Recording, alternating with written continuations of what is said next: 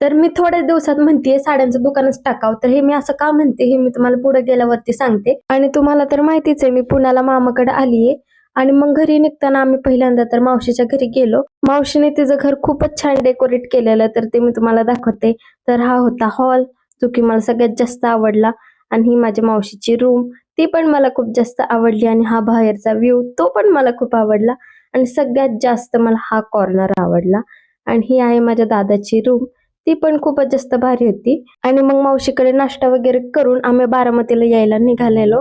तर आम्ही म्हणलं रस्त्यात साड्या वगैरे बघावं, कारण आता म्हणजे दोन्ही दादांची लग्न आहेत. मग आम्ही साड्या बघायला गेलो. तिथं तर एवढा साड्यांची व्हरायटी होती की मला असं वाटत होतं दुकानच विकत घ्यावं. आणि ऑलरेडी आम्ही खूप साऱ्या काठपदर साड्या घेतल्यात, म्हणून आम्ही पार्टीवेअर साड्या बघत होतो. त्यात पण मला खूप साऱ्या साड्या आवडल्या. आणि एक पर्पल कलरची होती आणि एक लेव्हेंडर कलरची, ती पण मला खूपच जास्त आवडली. आणि मग तिकडच्या सगळ्या साड्या बघून घेतल्या.